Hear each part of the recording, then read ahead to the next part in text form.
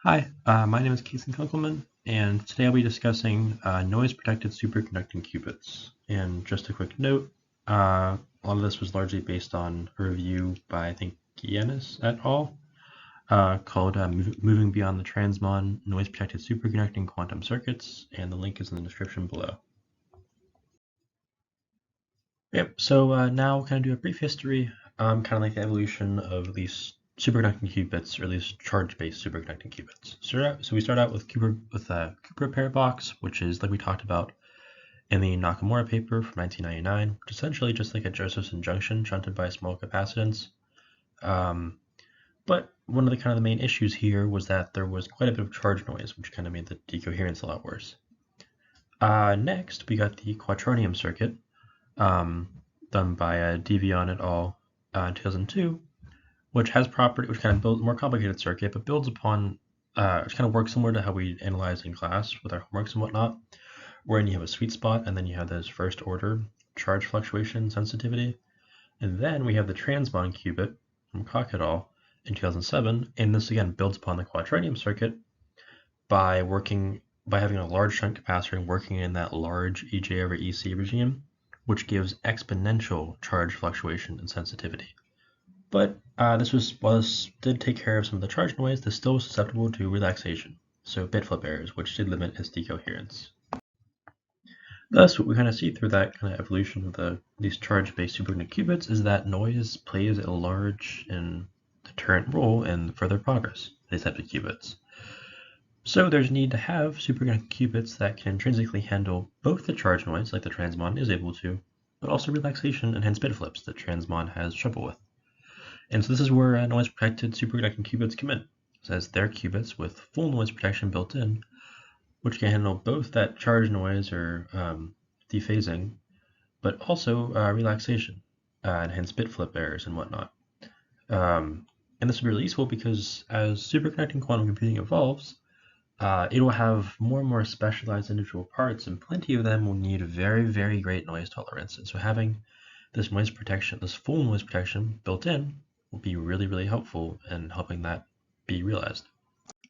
So now that we've discussed a bit the importance of noise and dealing with it, let's now discuss how to actually quantify the noise and see where it comes from. So recall that you can represent any sort of quantum state in a two-level system with this formula here at the top, where the cosine and sine terms represent the relative amplitudes, whereas the phi is a relative phase.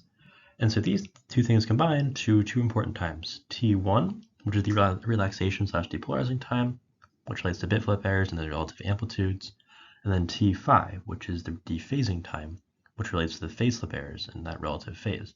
And these two combine, this formula up here, to create T2, the decoherence time.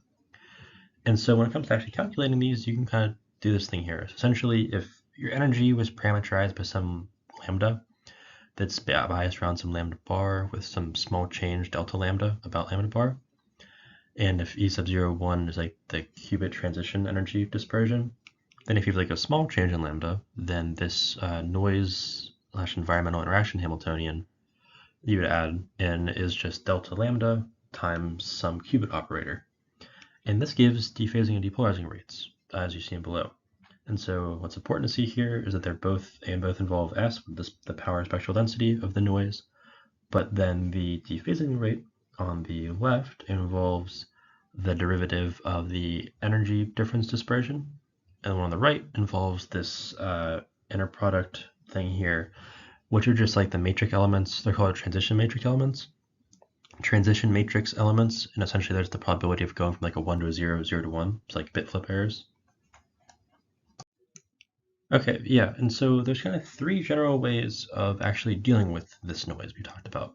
So one is quantum error correction, which is like detectively and actively correcting errors, which involves lots of qubits usually. There's also noise filtering, which reduces the noise amplitude, and then there's what we're doing, hardware level noise protection, which boosts the qubit's immunity itself to noise. And so the last two kind of sound a bit similar, and so the kind of main difference here is looking back at these same formulas right here that we had for these dephasing and relaxation rates. And so noise filtering would aim to minimize the power spectral density of the noise, like the two S parts, to make these things overall lower, the rates overall lower. Whereas hardware level noise protection aims to minimize the other parts, the parts that actually have to do with the qubit system itself, so minimizing the energy dispersion derivative and that transition matrix element. So now that we've kind of discussed what we want to minimize, what factors we want to make vanish, how do we actually go about doing that? How do we go about achieving full noise protection? So starting with the phase slip errors, recall that we want to make this dE over d lambda, you want that to vanish. And so if you just expand this dispersion about lambda bar, get the Taylor series like up here. And so basically you just want all the higher order terms to vanish. And so at least you want the first order to vanish, which is what gives you this graph up here. You get like this parabolic shape, which is nice, which you have like a sweet spot right there. But it's even better if you can get pretty much all the higher order terms to vanish. And thus you get this exponential suppression, which is much better. And as you can see, it's much flatter. Now to protect against bit flip errors, if you recall, like the support of functions, just the set of all input values that have non-zero output values. So basically, what you want in order to make that transition matrix vanish, you want the two qubit eigenfunctions to have pretty nearly disjoint supports, which can so that again making that part vanish and hence the relaxation rate vanish. That can be seen over here, where if you have like this kind of gray sort of potential, then you have this blue 0-bit and qubit and 1 qubit. As you can see, they're peaked at very different spots and don't have very much overlap, and hence that makes the transition matrix exponentially suppressed, again, very, very tiny, which is what you want. Okay, so now before we reach the more fully protected, noise-protected superconducting qubits, we're going to discuss single-mode superconducting qubits, which often basically can protect against one type of error, but not the other one, and vice versa. And so these are the ones we've learned about in class before. These are called single-mode circuits, i.e. they rely on a single quantum degree of freedom. They're simple, they have various ranges of coherences and parameter regimes. They often use Josephson junctions. And there's basically two main types I'll discuss in the next slide. There's islands, where you like the two superconducting islands. That focuses more on group pairs / charge, and then you have loops, which focus more on flux. So now to compare and contrast the islands and loops a bit, I won't go over most of this, but just general idea here is that the island is a charge mode, while the loop is a flux mode. And what that's important with is that the island, the environmental coupling comes in through the Ng factor, which is the induced offset charge, while for the loop it comes in through the phi x factor, which relates to the external flux piercing the loop. And so while this manifests itself is that they both work best in different regimes. There's the heavy regime, where EG over EC is very large. That works great for the island. And there's the light regime, where EG over EC is very small, and EG over EL is very large. And that works great for the loop. And so also just real quick, some of the leading architectures, there's the transmon for the island, the charge-based mode, and then there's the fluxonium for the loop. Yeah, so again, the charge mode works great in the heavy regime. The flux mode works great in the light regime. And how that comes out is that their energy dispersion curves are very flat. They're exponentially suppressed, which makes great dephasing protection. But as it turns out, bad relaxation protection. Conversely, if you were to change the regime, then, for example, changing the flux mode to a heavy regime, so getting heavy fluxonium, that ends up having better relaxation, but as you can see here with this more linear dispersion, worse dephasing. And thus the conclusion I want to really emphasize here is that single mode circuits can't have both dephasing and depolarization protection. They can only have one or the other. There's always some sort of trade-off there.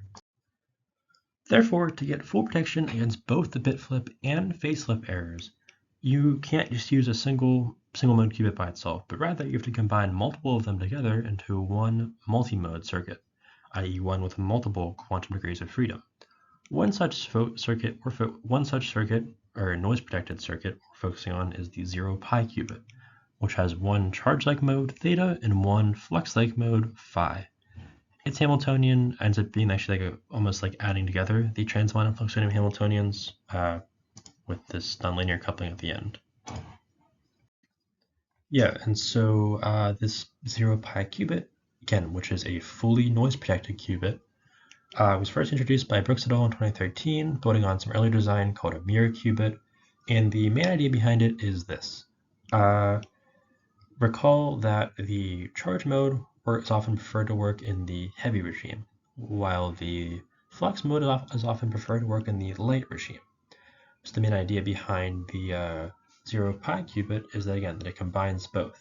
It has capacitors right here for the charge mode and inductors for the flux mode, and basically it works the charge mode in the heavy regime and the flux mode in the light regime, which causes like these parameter relationships down here.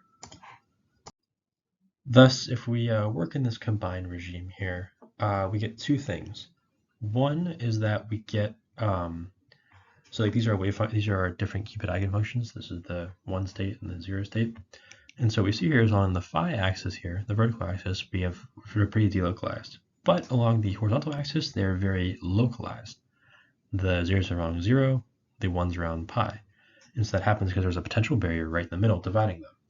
And so what that creates is, you get like charge noise and sensitivity, which leads to the higher order terms than dispersion vanishing, but also with this localization here and little overlap, the disjoint support, and thus the transition matrix elements are vanishing. And so in theory, this means that we should have exponential suppression of both phase flip and bit flip errors at the same time, which again could not be achieved by the single mode circuits, but because we're working on a multi-mode circuit, can theoretically be achieved. So now I want to actually kind of the experimental realization / kind of state of the art when it comes to physically making these 0-pi or noise protected qubits. So the main issue here is that the previous regime mentioned, called the quote-unquote hard regime, is actually quite difficult to really achieve because again, you're doing a heavy regime for the charge modes and a light regime for the flux modes, both at the same time. And those two regimes are kind of competing with each other. And so it's to be very, very particular to actually get it right. And thus, I think maybe the only experimental realizations of the 0-pi qubit having occurred in 2021 by Giannis et al. Used a slightly easier to achieve regime called the soft regime. And in it, you had like this E phi was a bit smaller than ideal and EL was a bit larger than ideal.